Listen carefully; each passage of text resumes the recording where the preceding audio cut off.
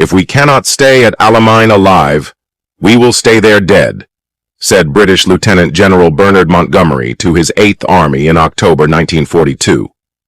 Standing at a dusty Egyptian railway outpost just 60 miles west of Alexandria, Montgomery was acting on intelligence that even Hitler didn't know. Field Marshal Erwin Rommel, the renowned Desert Fox leading the Africa Corps, was running low on fuel.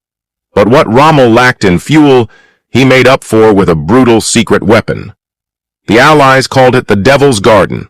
It was Rommel's deadliest trap in the North African campaign. British Sherman and Crusader tanks were left stranded in the western desert's 100-degree heat, becoming perfect targets for German 88mm anti-aircraft guns, which had been turned into devastating tank killers. To reach Rommel, the British had to go through this hellish minefield, and the devil was ready to soak the sands with blood. By 1941, Hitler had grown tired of Italy's failed attempts in North Africa. Mussolini's push into Egypt had collapsed, with Italian forces clinging to only a sliver of Libya, while the British took key ports and threatened Axis control in the region. Frustrated, Hitler sent in an elite German force, the Africa Corps, to stabilize the front. Commanded by the daring and strategic Erwin Rommel, this force quickly turned the tide. Upon arriving in Libya, Rommel launched a swift offensive that caught the British off guard. Having just defeated the Italians, the British underestimated the new German threat and were quickly driven back into Egypt. However, the Australian-held port of Tobruk held out against Rommel's onslaught. For 8 grueling months, the garrison endured artillery, bombings, and ground assaults.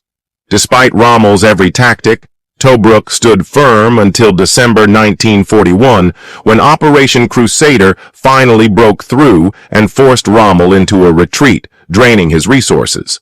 The British once again assumed Rommel had been defeated.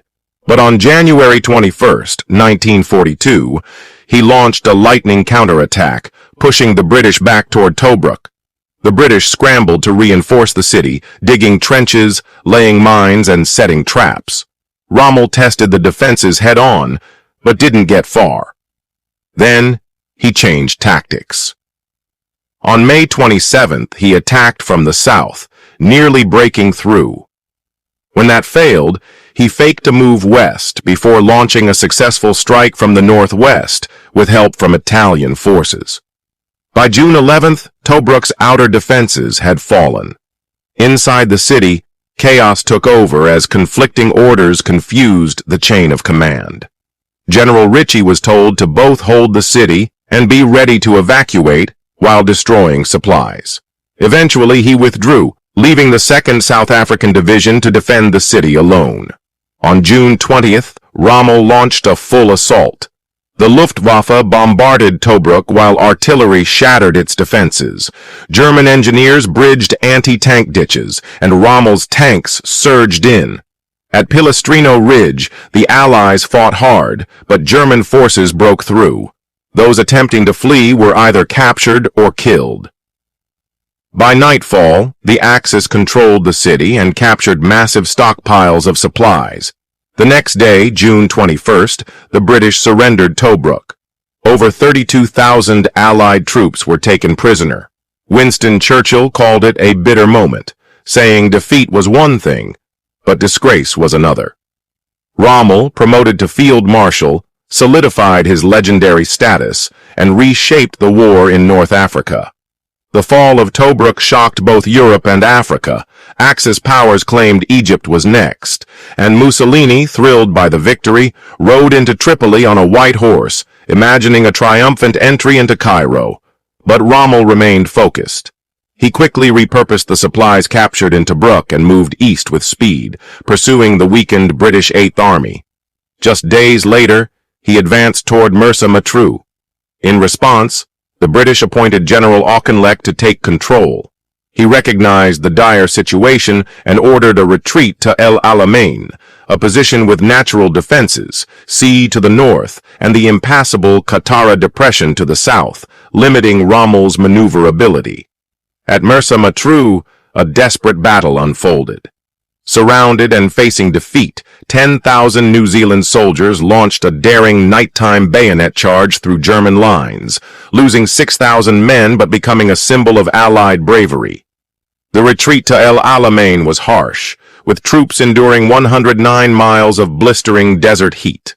Auchinleck wasted no time in fortifying defensive positions at Mitairia, Ruaysat, and Alam el Halfa, supported by armored reinforcements. Rommel's advance had slowed.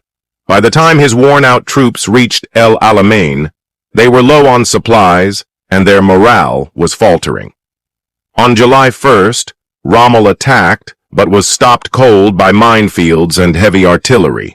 Auchinleck counterattacked, sending tanks to strike Rommel's exposed southern flank during sandstorms. Rommel's 90th Light Division suffered a major defeat at the hands of South African troops, while the Italian Ariete Division collapsed under pressure from New Zealand forces. At Ruaysat Ridge, the fighting was intense. Captain Charles Upham, though wounded, continued attacking enemy positions and earned a rare second Victoria Cross. Rommel later confessed that these were the worst days he had ever experienced. Despite these victories, tensions within the Allied ranks were growing. Australian and New Zealand commanders openly criticized British strategies after costly battles. Nonetheless, the fighting at El Alamein stopped Rommel's momentum. Auchinleck, though battered, had won a vital defensive stand and forced the Desert Fox to recognize the limits of his campaign. During the summer, reinforcements trickled into North Africa. About 24,000 troops and 11,000 Luftwaffe personnel arrived via old Ju-52 transport planes, but they brought little useful equipment. No artillery, no tanks, no transports, and almost no ammunition. They were just more men to feed, further straining Rommel's already overextended supply lines. One notable exception was the Rameke Parachute Brigade, led by Major General Bernhard Rameke. These 4,000 elite paratroopers were tough and ready to fight, but even they couldn't change Rommel's grim reality. British planes and naval forces relentlessly attacked Axis convoys from Tripoli to Tobruk, choking Rommel's supply routes and leaving his army running on fumes. Thanks to ultra-intelligence and the cracking of the Enigma code, Montgomery had key insight. Rommel was dangerously low on fuel. Expecting an attack on Alam el Halfa Ridge, Montgomery prepared carefully. He placed the newly arrived 44th Infantry Division alongside experienced troops on the ridge, positioned anti-tank guns and artillery, and hid 170 American Grant tanks in dug-in positions to reduce exposure. His orders were clear: no reckless charges. Hold the line and force Rommel to attack them. Rommel, though desperate, still posed a serious threat. He devised a bold strategy: pretend to strike the British center while sending his armored divisions around the southern flank, then sweep north to trap the British and push toward Alexandria. He even planned to drop German and Italian paratroopers near Cairo and Alexandria to capture key bridges. But this airborne operation was eventually cancelled. All that remained was the ground offensive. On the night of August 30th, Rommel launched his attack. The Africa Corps drove toward the British southern flank, counting on speed and maneuverability. Instead, they stumbled into dense British minefields, illuminated by flares dropped from aircraft. Artillery then tore into the stalled Axis forces. At dawn, the battered columns finally cleared the mines but ran straight into British tanks dug in along Alam el Halfa Ridge. Rommel, watching his fuel supply dwindle, thought of retreating. But Major General Bayerlein pushed him to keep going and to turn north earlier to save fuel. Rommel reluctantly agreed. A sandstorm gave them temporary cover, grounding British planes and allowing Axis tanks to refuel in the swirling dust. But by the afternoon, the skies cleared, revealing the Axis positions to British gunners. Observers on Alam el Halfa Ridge spotted 120 German tanks advancing toward the British 22nd Armored Brigade. The Germans fired first, taking advantage of their superior gun range. Still, the British held their ground, following Montgomery's strict orders. As the German tanks approached, hidden British 6-pounder guns waited silently. At just 300 yards, they fired, catching the Germans by surprise. Rommel's troops, used to aggressive British charges, pressed on but suffered heavy losses. His usual tactics had failed. By nightfall, Rommel withdrew his battered tanks. Both sides had lost around 20 tanks and spent the night recovering what they could. Montgomery kept up the pressure, sending bombers to attack Axis supply lines under cover of darkness. The next morning, Rommel made another push at Alamein, hoping to provoke a British counterattack. But Montgomery stayed patient. He didn't fall for Rommel's trap. Instead, British aircraft pounded the exposed Axis forces again, forcing yet another retreat. By September 6th, Rommel had pulled back to his original lines. Though he still held Highlanders Ridge, Montgomery let him keep it, using it to mislead Rommel with fake installations and sow confusion about the British strategy. The Battle of Alamein cost the Axis around 2,800 casualties and vital equipment.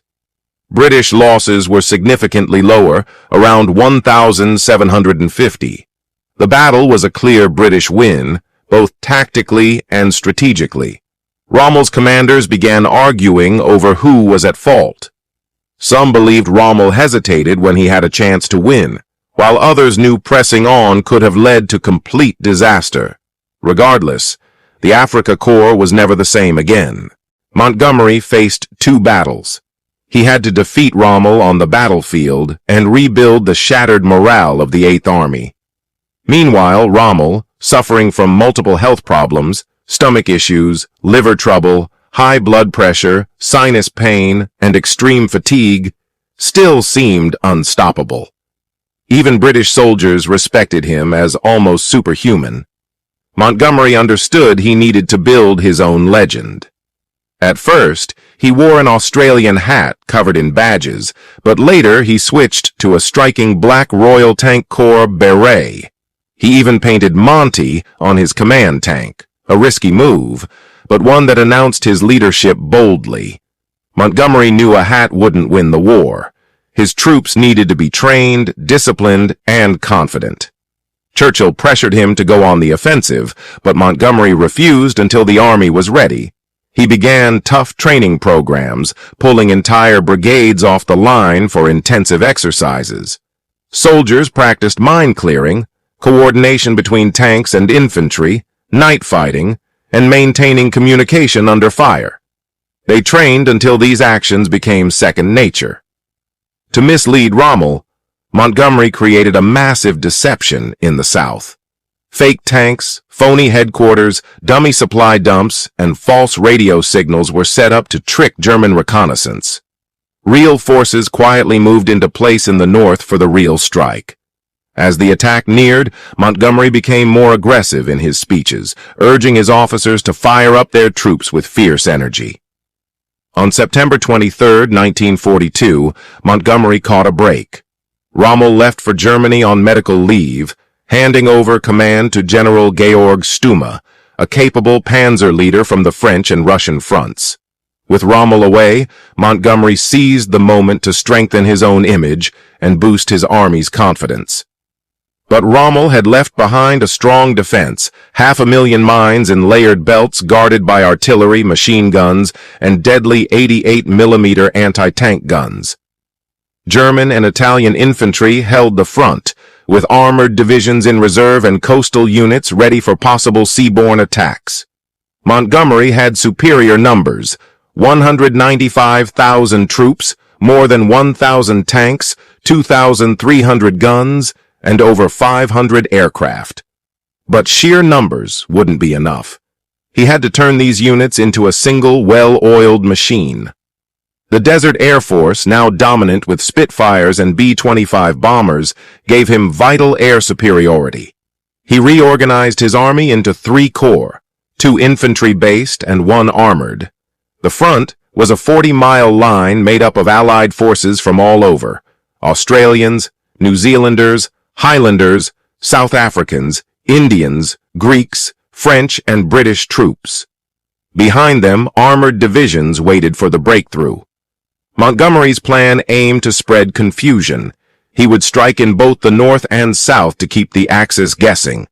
In the north, the 30th Corps would break through between Miteira Ridge and the sea, opening a path for the 10th Corps' tanks to engage the enemy in open terrain. In the south, the 13th Corps would target Highlanders Ridge to draw Axis reserves into early combat. Meanwhile, the famous 7th Armored Division, the Desert Rats, would attack supply lines. As the battle neared, secrecy became critical. Soldiers hid during the day and emerged only at night to eat, smoke, and drink the Navy rum saved for life-or-death moments. When the clock hit 9, under the full moon, infantry crept to their positions. They weren't just attacking Rommel's defenses, they were aiming to destroy the myth of the Desert Fox. At exactly 9:25 p.m., the assault began. The southern front erupted as 230 British guns opened fire. 10 minutes later, bombers from the Desert Air Force arrived, their shadows cutting across the moonlit sand.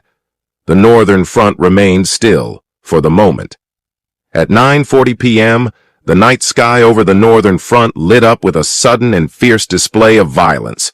460 artillery guns roared in unison, while aircraft unleashed devastation from above.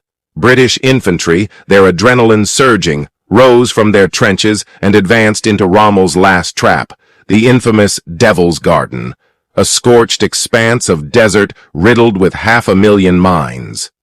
The Highlanders of the 51st Division surged forward with bayonets fixed and bagpipes sounding defiantly amidst the chaos.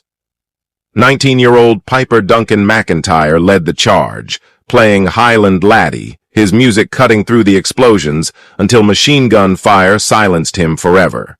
Their objective was grim: to clear narrow paths through heavily mined fields under constant fire from machine guns and artillery locked onto their advance.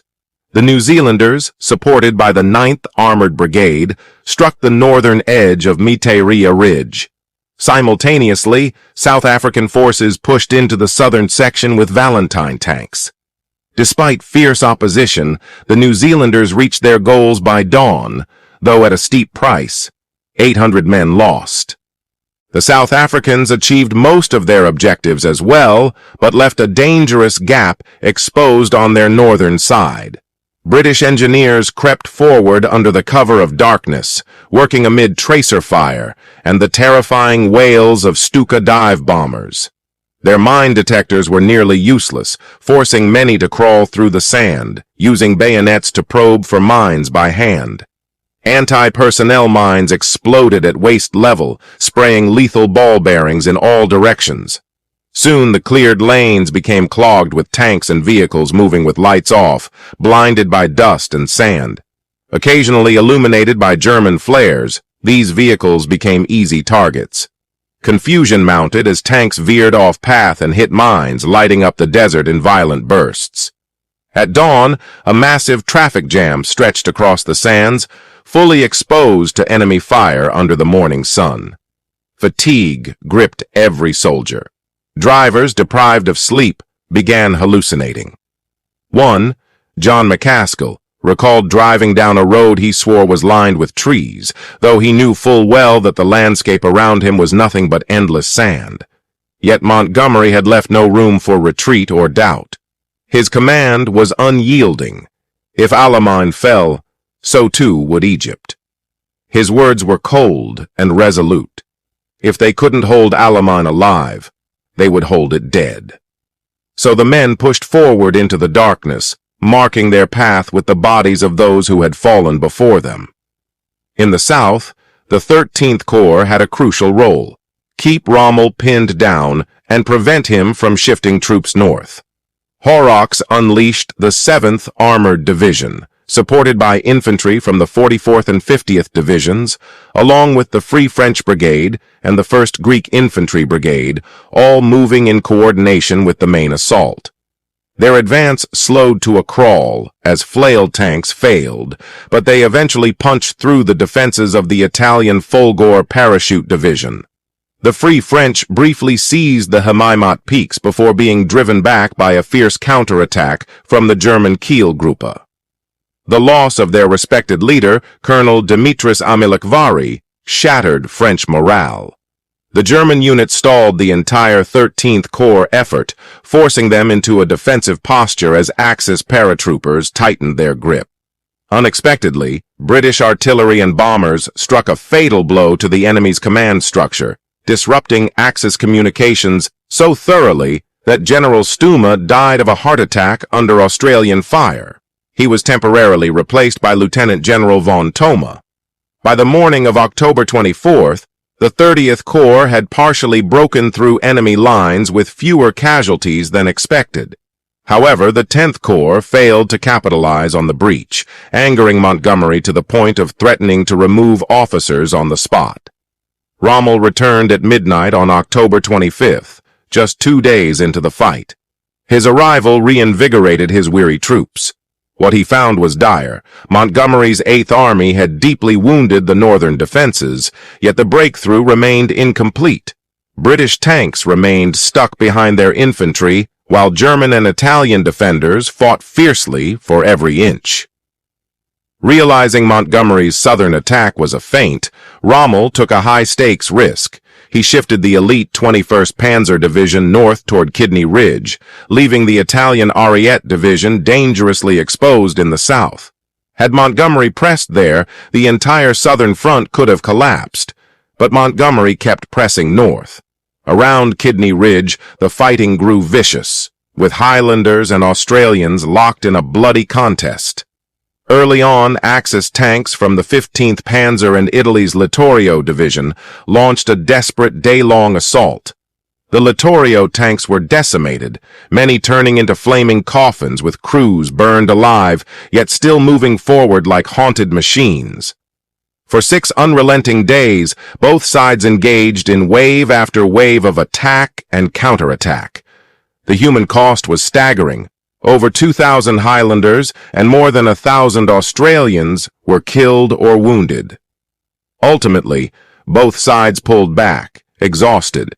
However, the Australians had gained a vital foothold near the railway, an exposed threat to Rommel's flank. Montgomery was already preparing his next assault, codenamed Operation Supercharge. In the early hours of November 2nd, British infantry, Durham Light Infantry, Highlanders, and New Zealand Maoris advanced behind a creeping artillery barrage. The bombardment detonated minefields ahead of them as anti-aircraft guns fired tracer rounds to guide the troops. By morning, most infantry objectives had been secured. But when the 9th Armored Brigade arrived late, they drove straight into a maelstrom.